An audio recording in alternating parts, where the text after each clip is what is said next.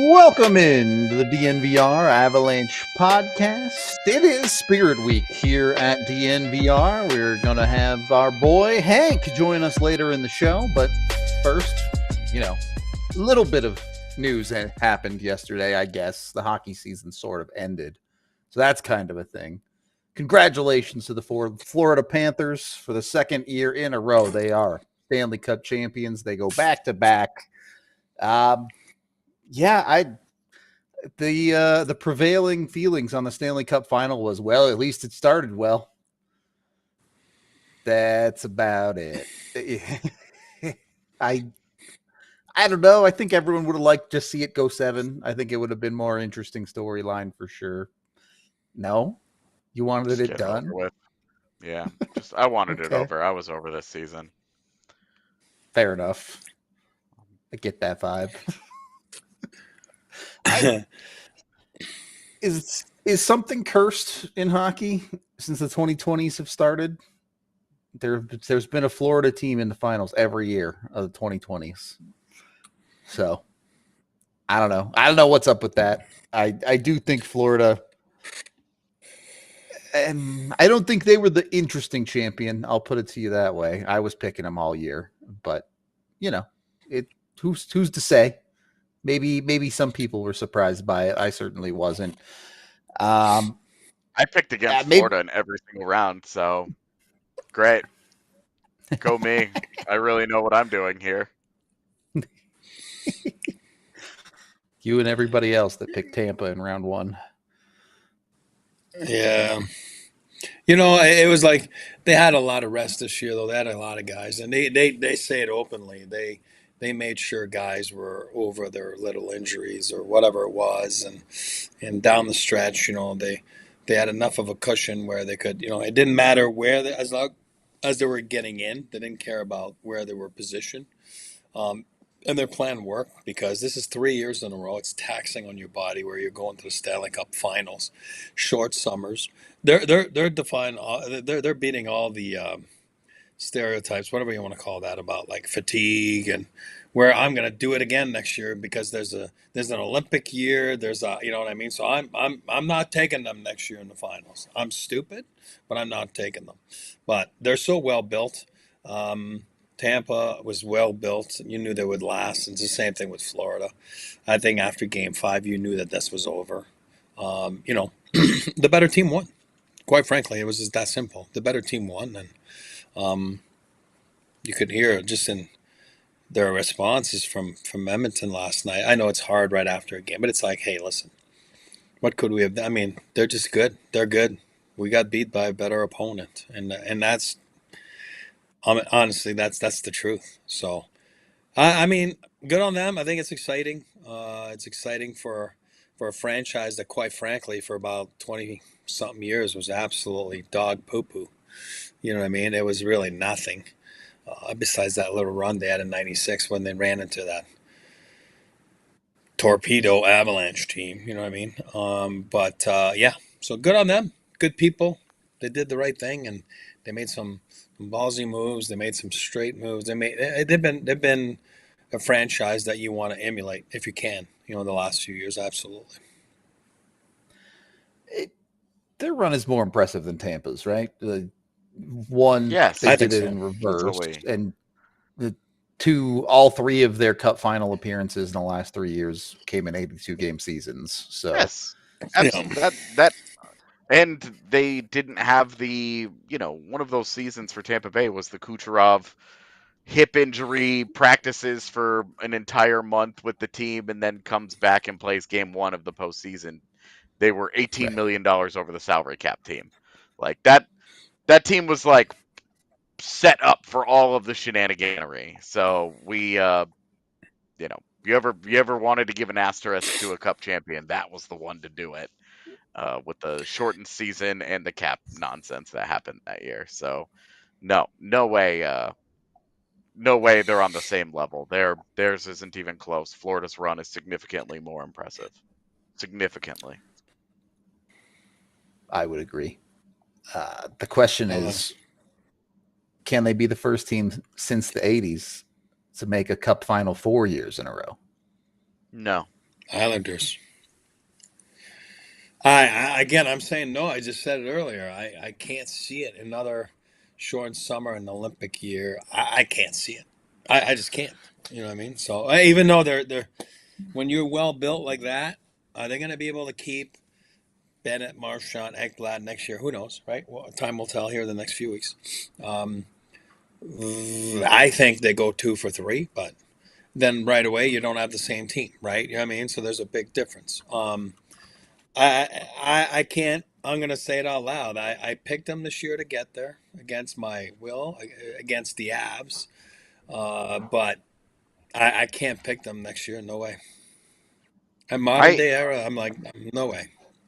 The one thing that I think really does help them is that the East is awful. There's no depth to the East. True. That makes their postseason route just a touch easier. There's no such thing as an easy playoff route, but it makes it a little bit easier when you're not going through an absolute death gauntlet every single year. When you have the Carolina Hurricanes waiting for you in the Eastern Conference Finals. I don't want to speed back. They're 12-1 against that team, man, in the conference final. Like, yeah, exactly my point. Like they've got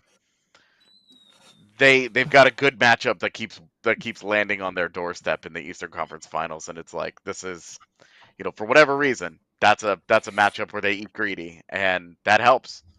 The same way that it helps Dallas every year that they get Colorado. It's like, well, great. Hopefully that stops with the Borgon, but who knows? Anyway, it helps that the East, the depth out East is arguably worse than ever. Like which ascending team do you think is actually going to take a big step forward? But then you have the Washington Capitals are not repeating that season. Not that they're going to turn around and then be bad, but they're not going to repeat the season that they just had. Toronto's not going to be nearly as good with no Mitch Marner. I don't know how they're going to spend their money, but Mitch Marner is going to be the best player to change teams this offseason. He's likely going from the East to the West, so the West can just get harder. Awesome. And then what? Then you have Tampa Bay and Carolina hanging out. Obviously, Florida is still going to be a part of that mix, but New Jersey getting Jack Hughes, Dougie Hamilton, some of their injured guys back, that makes them better. But does that make him a contender? And then you get into the depth of that, Montreal, Columbus, Detroit, the Rangers, Islanders, Pittsburgh, Buffalo. I mean, come on.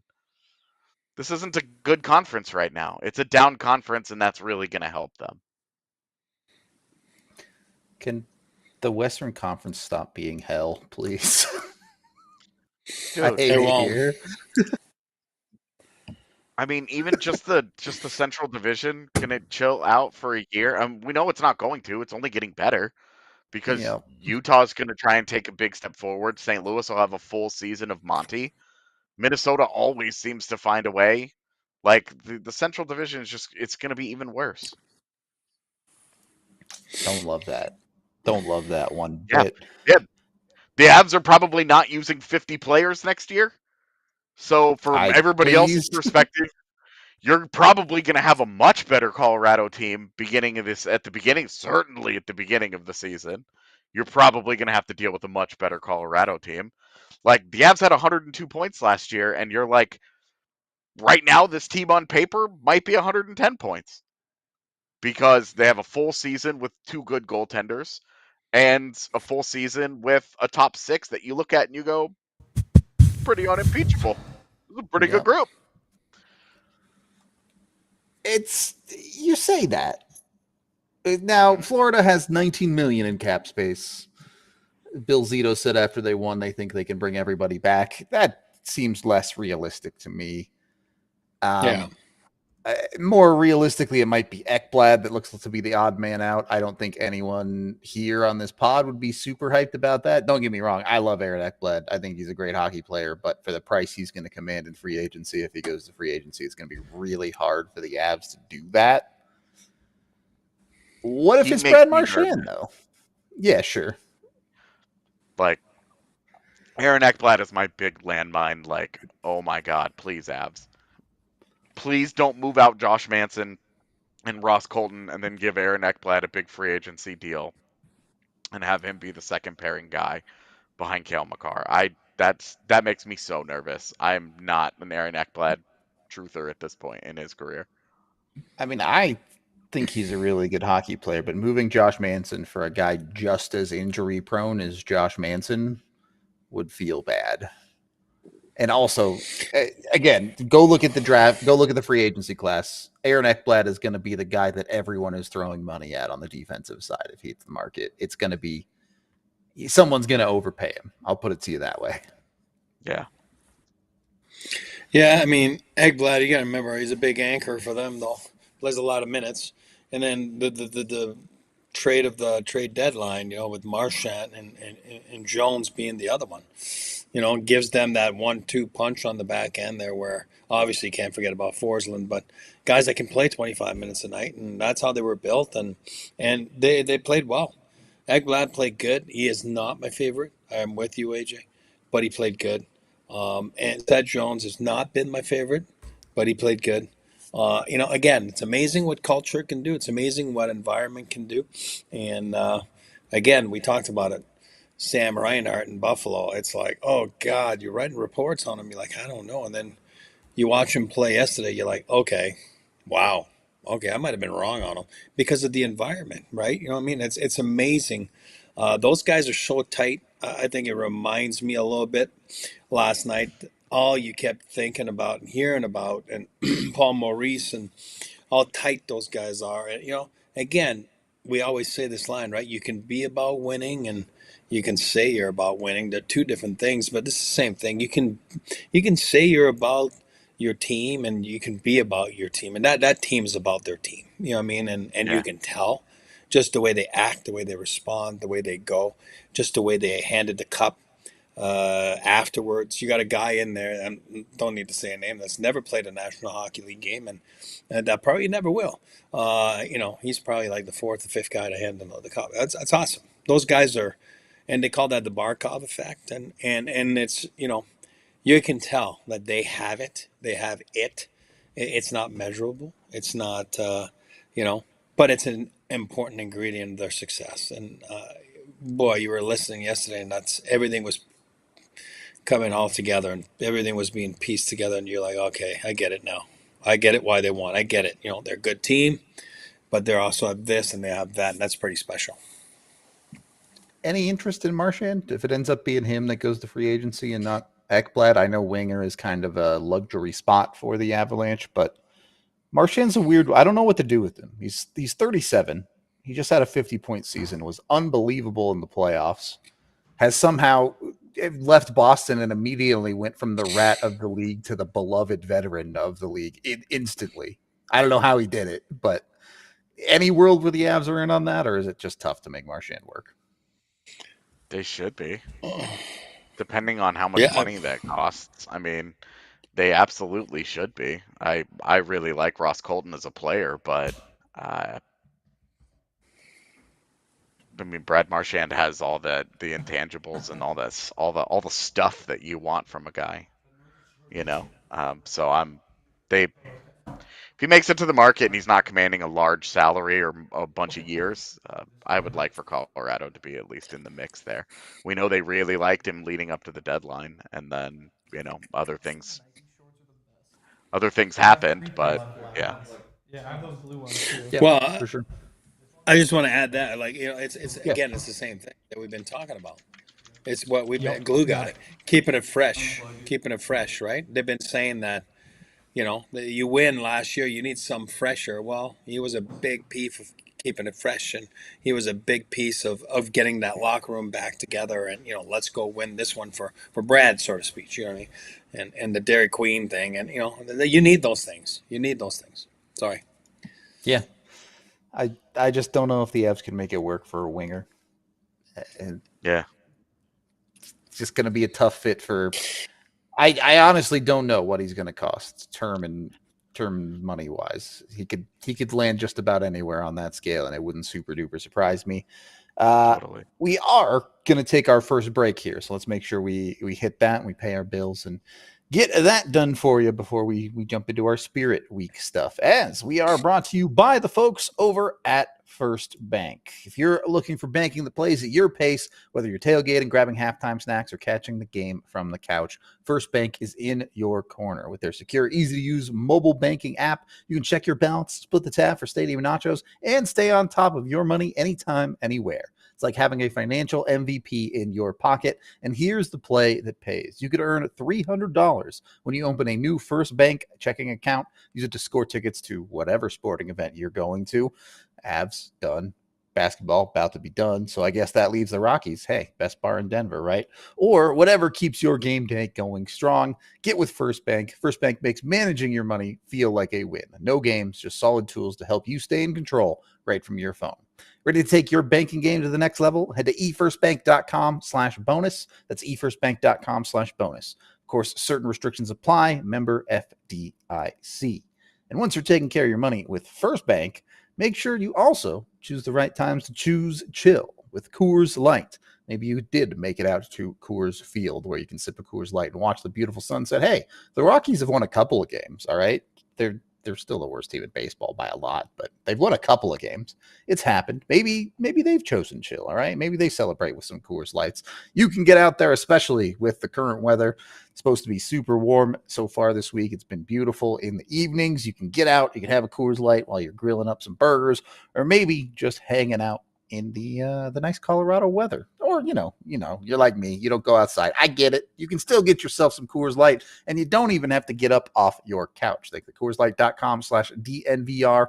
Instacart will deliver it even right to your front door. So make sure you're checking them out. Make sure you're getting with Coors Light. If you don't want to get it delivered, they're available in like every liquor store in the country too. So that's also an option. But I prefer the delivery from CoorsLight.com/DNVR. Make the most out of the times you choose chill. Choose Coors Light. Get it delivered again. CoorsLight.com/DNVR. Coors Brewing Company, Golden, Colorado. Please celebrate responsibly. Second period of the DNVR, as we are joined by Hank himself, Henry Chisholm, for our musical chairs segment. I think there'll be a couple of good, interesting conversations today on, who's the best in town. But before we do that, I do just want to mention Spirit Week for DNVR is sponsored by Big Brothers Big Sisters of America. They're at a great cause. Highly recommend you go check them out. Maybe donate a little bit. ALLCITY's trying to raise $10,000 for the cause. We had a great start, but want to keep it going. Want to make sure we're raising the money for the right cause here. It's an important thing to be out there and part of the community and taking care of the kids, especially. So go join. You can donate. There's a link down in the description to do so, and let them know we sent you. Or you can go to bbbs.org/ALLCITY today to donate as well. But do it from our show because we're DNVR and we want to beat all the other sites because we're cool. If you really want to support, you can also become a big with them. Again, it's bbbs.org/ALLCITY to go get with them and become part of the movement. All right. Second period. Hank, on our Broncos beat, you've also done buffs for us. I know in your history you've done everything from Montana volleyball to the top of the mountain. So you've done a little bit of everything. Mm-hmm. Right off the bat, most successful major pro sports franchise in Denver. I'm saying major pro because obviously like DU, wildly successful. I don't think Rapids would make it either way, but Colorado Eagles, maybe you could throw their hat in the ring with the champion, at least if you're strictly number of championships for a pro team. They're minor league though. So we're chopping it down to major pro. It's really Avs or Broncos, right? It has to be. Yeah, and I think it has to be the Avs. I think the tough part is that the Broncos have that 30-year history before the Avs even existed. And like for the first decade, they were awful. For the next couple decades, they were like good, but not actually winning championships. Like when you just take the championships per year, it's Avs pretty easily. And if you wanted to give like the Broncos a little bonus for longevity, then maybe you can make the case. But I think it's got to be the Avs. How? I like that, Hank. I like that, Hank. Yeah. Hank, you're the man. You're the man. Nice hat. I don't know if you would know this off the top of your head, but how many conference championships have the Broncos made? I believe, made is tough. I believe they've won 8, and they would have lost in 2005. Before that, I think they lost 1 to the Bills when the Bills made it to 4 straight Super Bowl. I'd estimate they've been to 11. Been to 11. That'd be my won guess. 8. That's a lot. It's true. I think the Avs have made 7. And Okay. obviously they've only won 3 though, which every time they've won the conference final, they've won a cup. They've never lost a cup final. They just haven't been to that many. That's a good point because the Broncos lost the 5 Super Bowls. Right. Which So you get again, second extra place finish 30 is years, good. but the Avs don't get a lot of second placers. They ever get 4th or 1st if they're going on a deep run. That's what people always say about Michael Jordan. Like part of the reason that he's so great is that he never lost in the finals. And I've always thought, like, wouldn't you prefer that some of those 3rd place finishes he had would have been 2nd? But that's its own separate conversation. Does it hurt more or feel better? Yeah, I don't know. Mm-hmm. Shake and bake. He wouldn't be happy with that. His first loser, What's his True. name? Will Ferrell. What a movie that is, by the way. You're not first, you're last. Ricky, baby. But I'll tell you one thing, though, just to rewind the tape a little bit. So when I got here, 96, summer of 96. So the Avs had been there for 8 months now, and obviously they had that magical run. But it was Bronco town. I mean, it still is in my book. Still is. It still is. It still is. I mean, let's not kid ourselves, right? And we knew it. And then guys came from Quebec City, where it's a small village, and they were it. You know what I mean? Like they were the cats meow, right? And then they got here, and here they are competing with football, and and it was weird for them, and next thing you know, you win, and then all of a sudden, if you remember Drew, or whatever, the caricature guy and Denver Post, he was awesome. Yeah, Drew Litton. Remember Drew Litton? And then you could see the pictures of Joe Sakic sleeping with the cup, and then John Elway's in the window, like looking, and he's like, "What the hell?" Anyway, so you know what I mean. I think it was a shocker.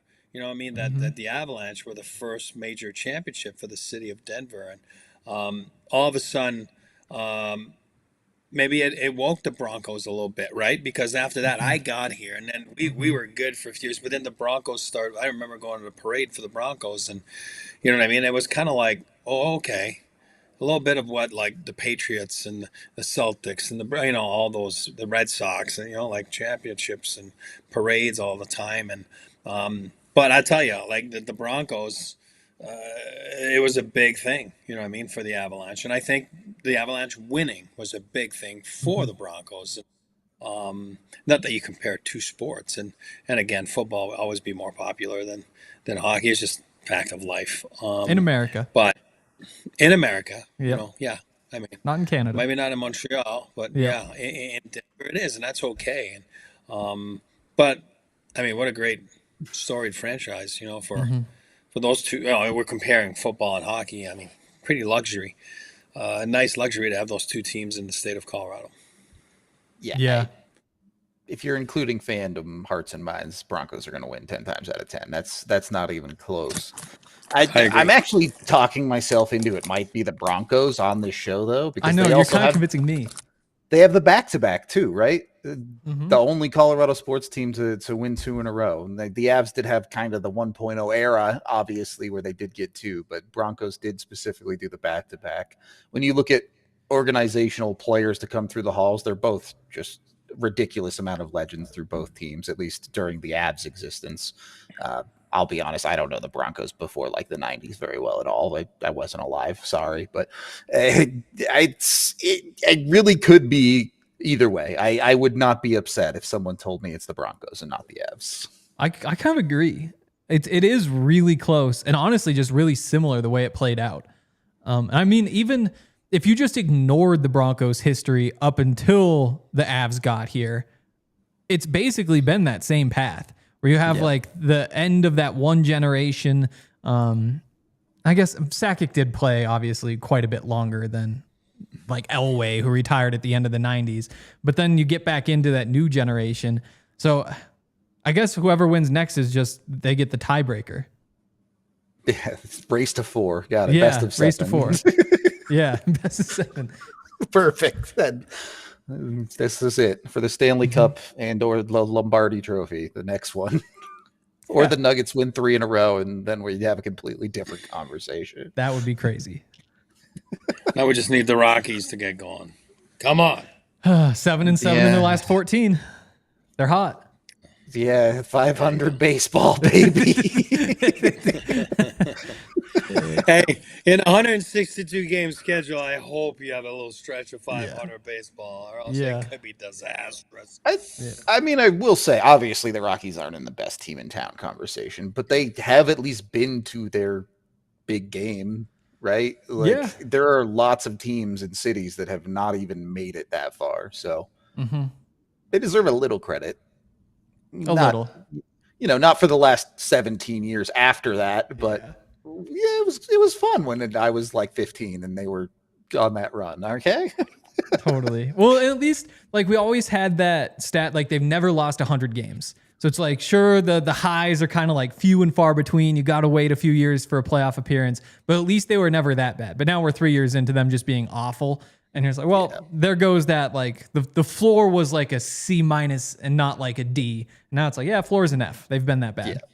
Yeah, they might be the worst team ever this year. They're trying to save it in mid-June, but we'll see. Yeah. They can keep it up. I did want to jump around here. I do want to go a little bit out of order just because I want to talk about this.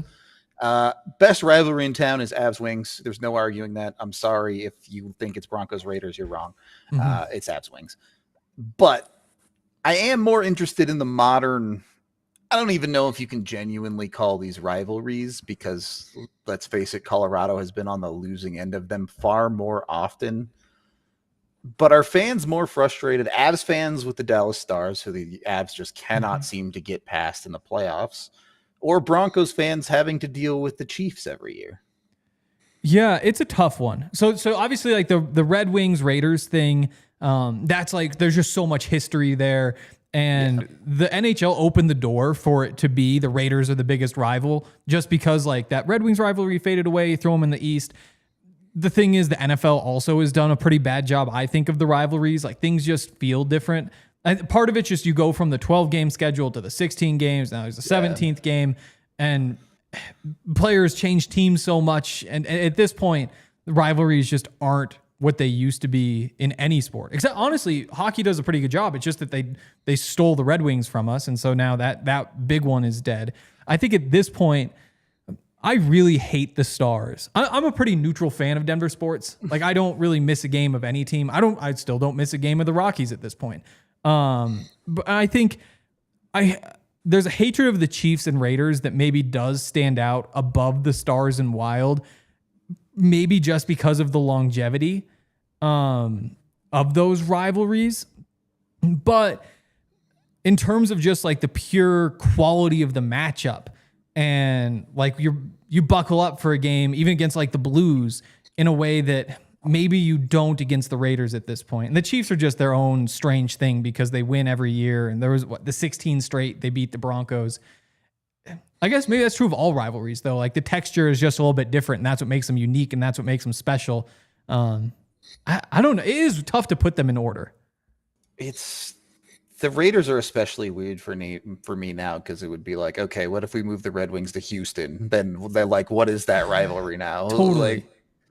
Like, the Chiefs, I don't know what is it worse that the Avs lose to a team that can't win in the playoffs they lose to Dallas and then Dallas goes on to lose in the conference finals or something, whereas at least the Broncos are like, yeah, the Chiefs beat us like 7 times in a row and then they win every year. So I guess they lost this year, but and that was the Wild too. Like the couple of times the Wild got it's that same thing where it's like, it's not so much like, oh, this is like back in the Red Wings days where it's like, I don't know, winner's probably going to go win the cup. That one was just like the Avs are good and somehow you blow it by losing to the Wild. What a waste. It's a spoiler type deal, not like it's just a different vibe than some of the others. It's a fair point. This last Dallas loss really hurt, but some of those Wild losses are devastating. Basically last game of Patrick Waugh's career, 13-14. And, we know now maybe that wasn't the great turnaround that we all thought it was at the time for the Avs, but in the moment it felt terrible. So tough. I don't know. I know you experienced the Red Wings rivalry firsthand, so I know you're picking that. But these days, when it comes to Avs Dallas, Avs Wild, do you even consider those a rivalry? I don't. And for what you just said, I'm living in the past with the Red Wings. I lived it. It was crazy. It was.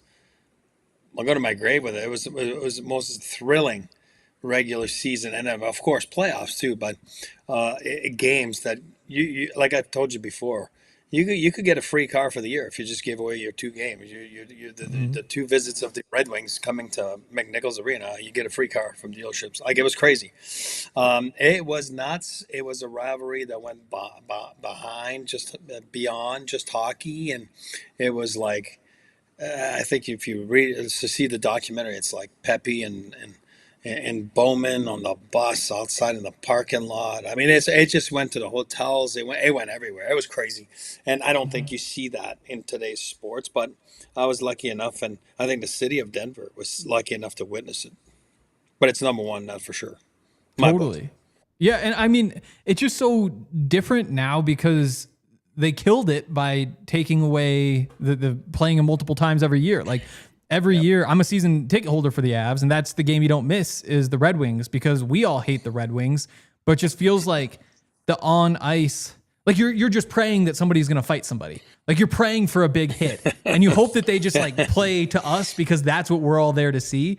But it's strange. And again, like even the Broncos rivalries are different though. Like you had it's all over Fat Man to John Madden back in the day with the Raiders rivalry. And you haven't had like moments like that necessarily either. Like you think back to like Jay Cutler screaming at Matt Wilhelm and Phillip Rivers across the field in that Chargers rivalry. But it just, for some reason, it doesn't hit the same. And I guess it's different in hockey when you can just, it turns out that you just go punch each other when you don't like each other. It's not all talk. And so I think there's just like an extra ceiling in hockey rivalries. And the 7-game series is different than just the one-offs in the playoffs. But yeah, to me, like it was just ingrained in me growing up. You hate the Red Wings. It's what you do. And it sucks that somebody in the chat, I can't remember who it was, said that the current playoff format killed rivalries in the NHL too, which is interesting because I never really thought about that. But like the point was to keep to emphasize the rivalries, to keep those divisional games. Yeah, it's hard, right? Because you see these teams more, but it's always first, second round series. It doesn't have the oomph of a conference final matchup. And part of that is the problem too. Part of the reason the Red Wings Avs rivalry was so great is because every time they played, they were the best 2 teams in the West. They were like, the winner of this series is the winner of the West. Like that's just the rules. Yeah. Whereas it's certainly, at least with the Avs and the modern, I guess it's true, the Broncos too, for the most part, is even when you beat that team, it's like one of these teams is a championship contender and one of them is hopefully on the up, which it feels like closer with Avs and Dallas lately, but the Avs just can't beat that team. So it's hard to call it a rivalry when one side can't win when it matters. Do want to talk a little bit more, but we do have to pay a few more bills here. So let's make sure we jump over and are doing that, which, I picked Florida in 6. I picked them at 6. So I put my money where my mouth is. I made, it was only like $100.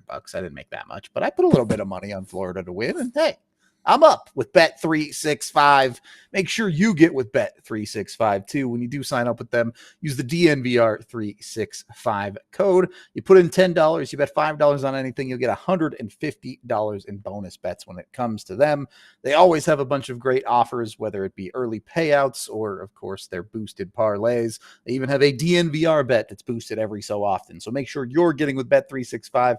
Make sure you're using that DNVR365 code. Those boosted bets can be used on bonus bets, rather, not boosted bets, excuse me, can be used on pretty much anything. Spreads, totals, player props, futures, more, whatever it is. Use that DNVR 365 code, get that $150 in bonus bets when you bet $5 on anything. You don't even have to hit the bet, win or lose. You get those $150 of bonus bets. And of course, when you do gamble with them, you must be 21 or older, physically located in Colorado. If you or someone you know has a gambling problem, call or text 1-800-GAMBLER today. And if you make smart bets, maybe you make a little bit of money, maybe it's time to get new floors in your living location. Not everybody lives in houses, wherever it might be. You might need a new floor, and that's where Empire Today comes into play. You can get with them. They give you a bunch of different options. The flooring, tile, hardwood, carpet, you name it. They've got it all covered. They're professional experts, and you can get $350 off those new floors when you use code DNVR or head over to empiretoday.com/DNVR. You can get with them online. They have tools where you can see what carpet might look like in your space by measuring it out. They can come out and do a free in-home estimate for you. They'll bring swatches. You'll see what the flooring looks like in your space with your furniture. Or, of course, you can always call 1-800-588-2300 Empire. I got there. I remembered the number eventually. We made it. Just go to empiretoday.com/DNVR. It's easier that way. Schedule that free home estimate. Get $350 off your new floors with the DNVR code. Again, visit empiretoday.com/DNVR for full details. Third period of the DNVR Avalanche podcast, live with Hank here.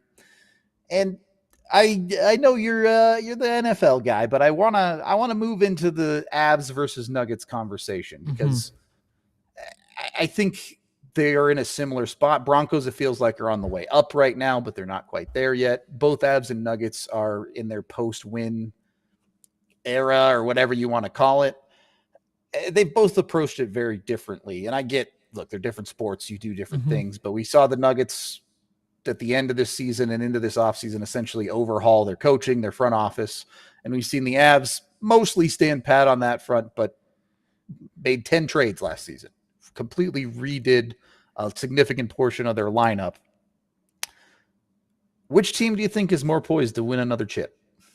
To me, it's the Avs. Again, different sports makes it tough to compare the moves that they make. The big difference, I think, is just the number of assets you have in the NHL. You know, you have 7 rounds of draft picks. You have an entire like AHL kind of farm system down there. And so you can make more moves. When you look at the Nuggets, I can't remember exactly what they did, but they trade something like 3 first-round picks, a couple other picks, some whatever else to go get Aaron Gordon. And that was like their go all in, we're going to win a championship. And it worked for them. But now you're in a situation where in the NBA, you have to keep a first-round pick in every other draft.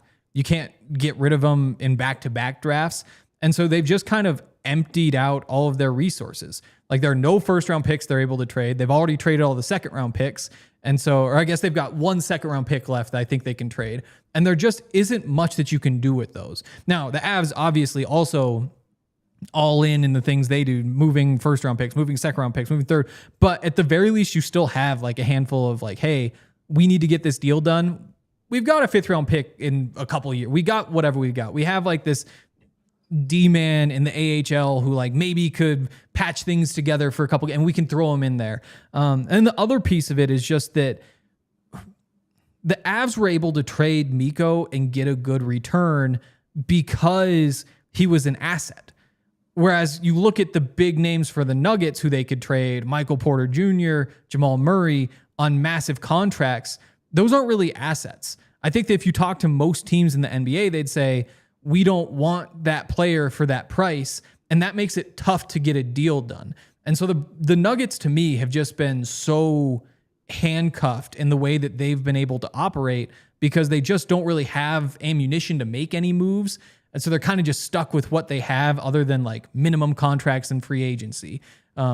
Or like you could trade the 9th guy in your bench for the 9th guy in somebody else's bench, or that's not really an opportunity to change. The Avs at the very least, because of the NHL has a 7-round draft, because they have an actual farm. There are things that you can do, and the roster is just bigger. There are moves that you can make. They're just different.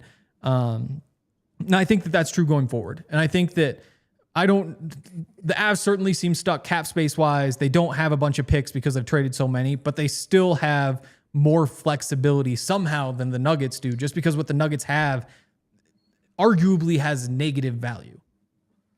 I'm not going to start any rumors, Oh boy. but apparently there's no GM for the Nuggets, right? Makes it There's tough. many reasons is they don't have anything to draft, so who cares? You don't need a GM.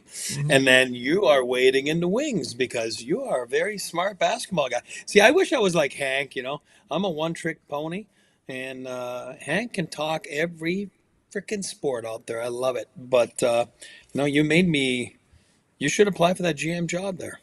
Nuggets-wise. Let's go. If nobody wants it, odds are you're going to get fired in 2 years because there's just really no way to make the team better. And get like you watch the NBA playoffs and they took the Thunder to 7 games. They're probably the only team that's going to do that. So you could make a strong case they were the second best team in the NBA this year, and with a little luck, who knows, maybe they win game 7 and they make the run. So it's not like they're so bad that they don't have a chance, but you could kind of make a similar case with the Avs. Point is, you don't win a championship in 2 years, you're getting fired, but that's a big paycheck for 2 years. Don't turn that down. You're in. How hard is it to go into work every day and say, Jokic, what do you want today? Exactly. And then you just make that happen. Yeah. Which I think it's Jokic is part of the thing that makes it tough for me to just outright say it's the Avs. And don't get me wrong. I love Cale Makar. I think he's a similar type of force to what Jokic is in the NBA. We got the right league. We got there eventually. But Jokic has won the 3 MVPs. Like other people only get the MVP because the NBA gets bored and is like, okay, we have to give it to somebody else now.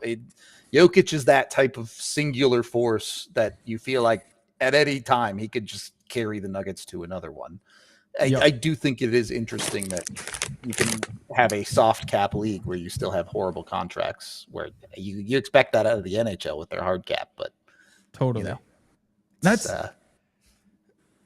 the crazy thing is like you have the best player in the world in the sport where, other than maybe quarterbacks in the NFL, this is the sport where that matters the most. Like, because there's 5 guys on the floor, and he's on the floor for 75% of the game, more than that in the playoffs.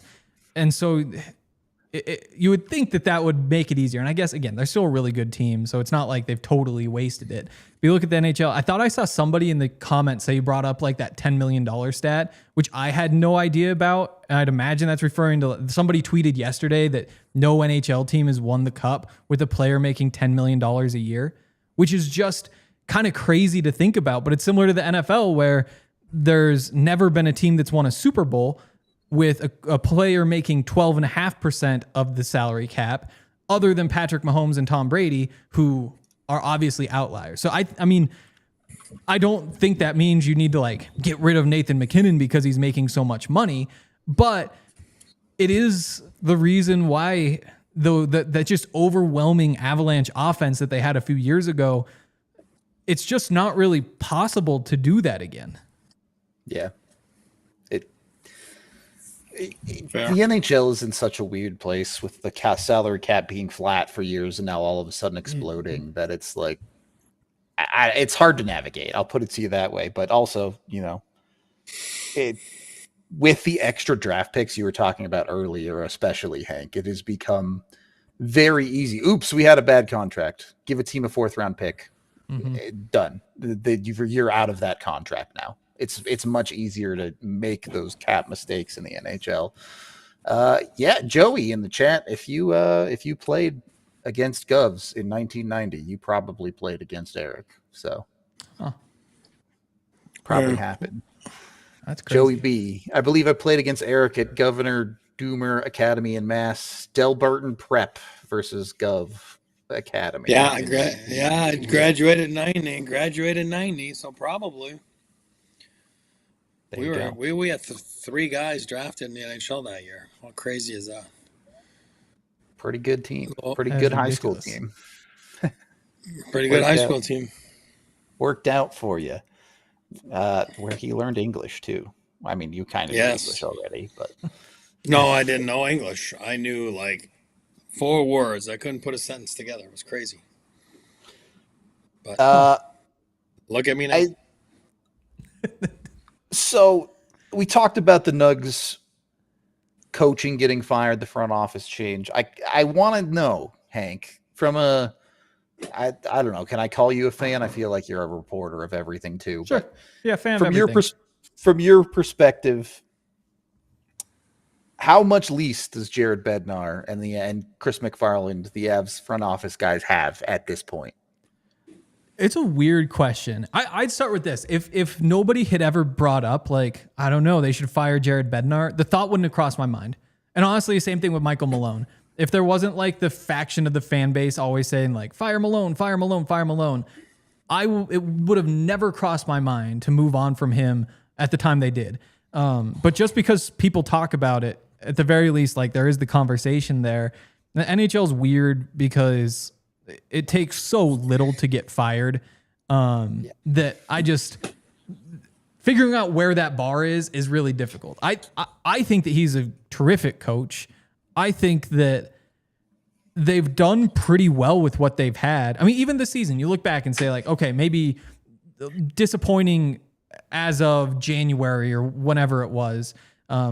So many injuries though, that could you really be surprised that things aren't going as well as you thought? Or like the goalies were so bad that things weren't going well. I don't think that that's like a Jared Bednar thing. And I think that whatever the dynamic with him in the front office is, they were able to get it solved and bring guys in. I think that I'm not super disappointed in how that year played out, knowing some of the things that they were dealing with. And I think that Jared Bednar's won a cup before. There's no reason to think he can't win it again. I saw they like changed the power play coach. And I'm no expert in all that sort of stuff, but that seems more like the kind of move that needs to be made. I like Bednar. I have no reason to put him on the hot seat myself, but just knowing the way the NHL works, if he's on the hot seat, I guess maybe a year or two from now, if they don't win again, or I guess if they really like struggle in any given year, miss the playoffs, then you have to pull the trigger. But to me, the leash should still be pretty long, and I might be in the minority at this point. I don't think you're in the minority on this podcast. Okay. Just for reference, the last 4 years of Avalanche hockey in the regular season are all in the top 6 Avalanche regular seasons ever. Mm-hmm. So let's not pretend like Jared Bednar is a bad coach stunting this good Avs team. Yes, they can't get out of the second round all that often. Yes, they can't beat Dallas. There are problems in the playoffs there that, like you said, if it happens again, if you have another first round exit or something crazy happens and you miss the playoffs, you have to be on the hot seat. That's just the way pro sports work. But you're firing Bednar at that point because of lack of success in the playoffs exclusively. Bednar is by far the most successful Avalanche head coach ever. And I don't really see any reason to believe that's going to stop anytime soon. No, but you're right. And I think that I love the fact that he has longevity. I love the fact that they haven't pulled the trigger. Now, we get judged on our sport, like most sports, on who wins the last game. So Florida had a successful season this year. Everybody else, it's a failure. Sure, your expectations can be a little different if you're the San Jose Sharks than the Colorado Avalanche. Now, if you're talking about next year and you're getting thumped out in the first round again or second round, yeah, you might have to have that conversation, even though I'm not pushing for it. You know, I like him. I think he's a terrific coach. I get mad at players because players are, you got to go make it work, right? Mm-hmm. But you get judged on, unfortunately, in our business and on your postseason, success. And if you're going now for a 4th year next year where you're out first or second round, like you might have to look at it, even though it's something you're not looking forward to. And Joe's a non-confrontational guy too, and so is Chris. But and they like longevity. Even Ray Bennett, like you talked about, the assistant coach that was let go. He'd been there 8-9 years, whatever it was. So it's pretty cool that they're not like the rest of the league, and they don't follow the copycat trends of firing coaches after a year. But at some point, you're going to need to have success here. Because you cannot go a fourth year again where, there's always excuses, injuries, tired, This year for me, it's like that's the one that stings the most because I felt they had the best team in the Western Conference, bar none, to go meet Florida. And, which Rudo and I talked about, we felt that they were going to be in the finals in the East, but who knows what would have happened. Rudo said Florida would have won. I can't argue that either, but maybe not. Yeah, but maybe not. But the Avalanche, for me, they were so well built.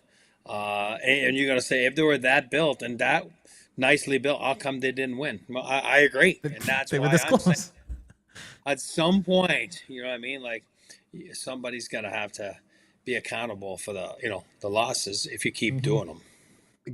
The question we always bring up is, who would you replace him with then? You want Pete DeBoer? Hey, maybe you have the Avs win a game 7, but proven can't get to the finals or can't win the finals. Like, it's also, after what he did to Jake Ottinger in those interviews, I would not touch, but maybe a different conversation. I don't know how you do that.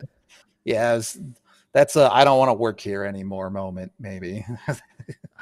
Yeah, I don't like that. The front office is another interesting conversation, though, because like I think I could go basically move for move through all those trades they made and say like, yeah, I kind of liked it. Like even the Mikko one, I think I was in the minority at the time. I was actually up in Blackhawk because it was my birthday, and what was supposed to be like a fun night of like, let's gamble and get nice food turned out to like, we're just sitting here and reading Twitter for like 3 hours. But I mean, there are worse ways to spend time. But even that, like, it took me 10 minutes to get behind it. But when you look at what they got back, you lose a little bit of the point production. You lose you lose experience. But with the other assets that get on top of Netchis, it's like, I thought it was a good deal. You look at the goalies, you look at the Drury trade, you look at, or that was the same one, I guess. The Brock Nelson didn't really pan out. I like the move I like the way that they were thinking when they made the move, even if the points weren't really there, whatever it was. I do think that maybe there's a lack of finishing at this point, which I guess is what's going to happen when you take Mikko Rantanen off a team. But to me, that's like a fixable thing. And I saw you have like the Netchis conversation in the notes too, which is another interesting one where like 1 year left on that deal. From what I saw in the few months, I don't think that he's a perfect fit with this Avs team. I think that like when you play him with Nate, it's almost a little bit redundant, and that the whole like overwhelm him with speed thing didn't really work out the way that you'd think. And if you could just put somebody out there who does better putting the puck in the net instead of somebody who's a little bit more of a creator, it might work out. And I, honestly, with Jonathan Drouin as a free agent, it's a similar thought in my head where I don't know that we need so much of like little passing stuff. Give me a couple guys who have proven that they're able to sit in front of the net and put the puck in. I don't know that they're that far off. Well, that's supposed to be Brock Nelson, right? And they brought him back. And that's where the front office conversation gets weird, because by bringing back Brock Nelson, you kind of kick that can down the line of, it's like, all right, well, let's see if this does work out in the end still. And you're in that with Natchez too. The Natchez conversation is weird, right? Because you either have to believe in him to do it and consider signing him long-term and being a key piece, or if you don't think he can really be that key piece for the Avs, how do you navigate? The way AJ puts it is like, how quickly are you turning Mikko Rantanen into a paperclip if you keep making these trades for guys? That's where it gets tough for me for the front office. But realistically,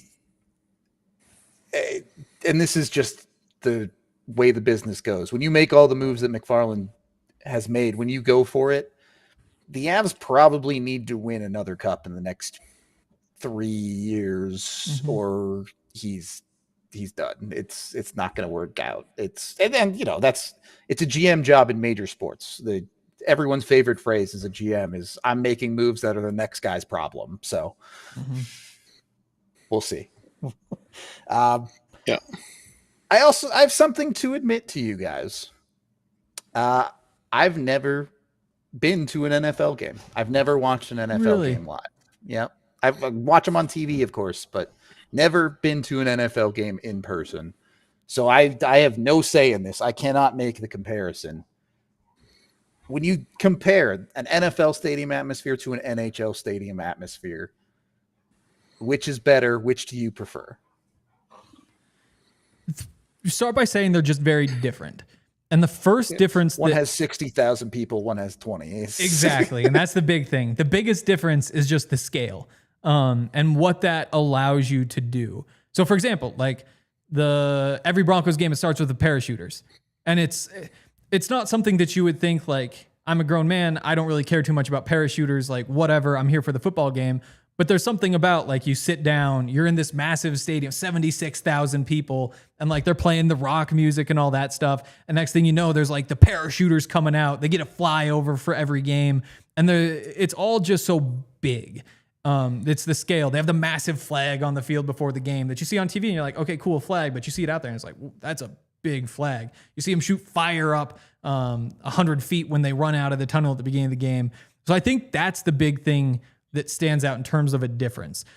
There's obviously something to the smaller, more kind of like intimate setting of a hockey game, where when there's a roof on the building, the sound stays inside the building. You have, like, I think back to, again, I'm season ticket holder, so we've gotten to see a lot of really cool things. But when Nathan McKinnon went coast to coast, they wind up losing the game in overtime. What was that? That was the Blues, I believe. St. Louis game 5, yeah. Exactly. But when everybody in there is like, oh, and then eventually he scores it, you're like, oh, it's there's a different level there. And I think part of that just that, like, hockey, anything can happen at any given moment. Whereas in football, there's more of a, like, build and build. You're working way down the field. And then they score. I think that a goal in hockey is just something that is tough to match in any sport, especially in the playoffs. So those are my initial thoughts.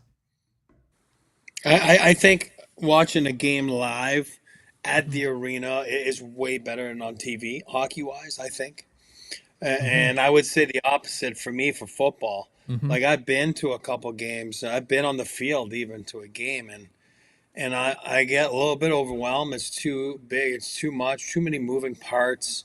I like to watch it on TV better. That's just me. You got the replays. You got everything. There's so many stoppage of play in football.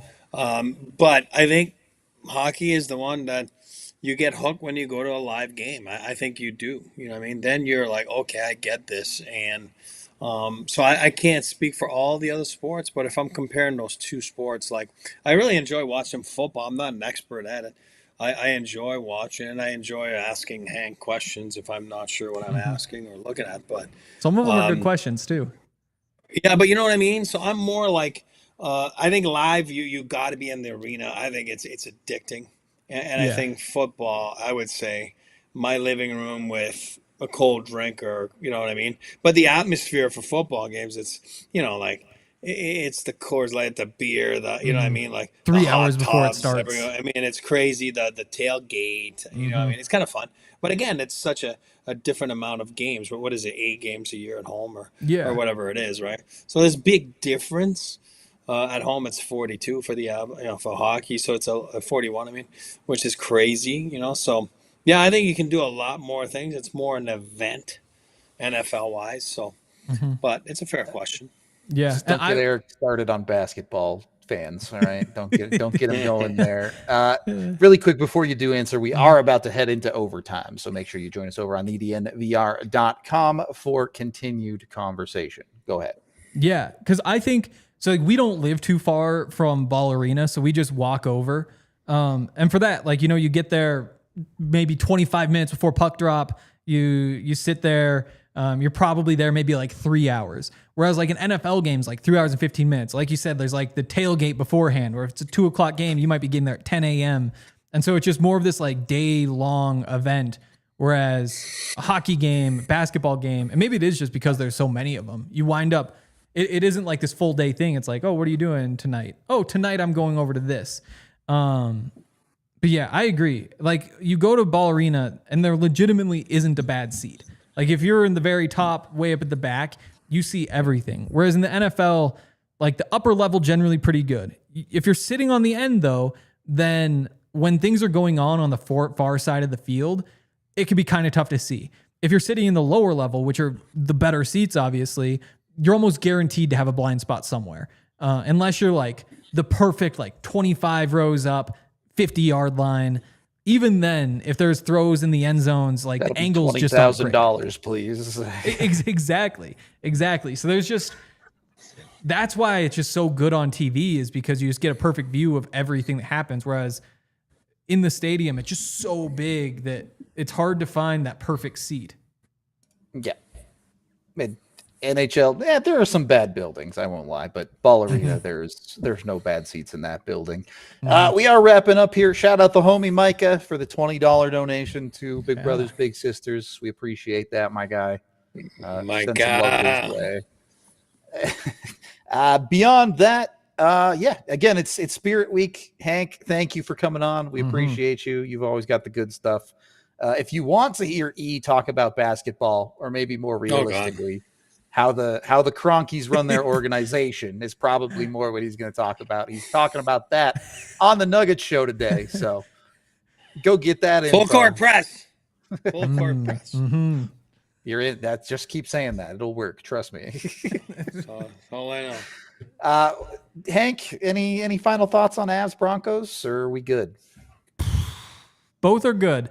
And while there are times when it feels really hard and honestly a little bit hopeless with that 1.2 million cap space, they're still just so good. And you can't forget that a couple puck bounces the other way, I think the Avs could have been playing last night. Could have been. I agree. But they aren't. They aren't far. Same thing with the Nuggets, right? It's just like they're not far. It's just whenever you lose, it feels so far, especially when the flexibility isn't the way it used to be. Well, maybe a full season of Gabe Landeskog can help them get over the hump. That would help. There's a finisher. That might do it. We should do another poll on whether we should call him Hank or Henry. The last one split dead 50-50. So we just call them both around here. We appreciate everybody hanging out for the day. We are back tomorrow. Who knows? It is official off season for the NHL, so we might talk about anything. But that's it for this one. This has been the DNVR Avalanche podcast, and we will see you on the next one. We all silly like the mayor.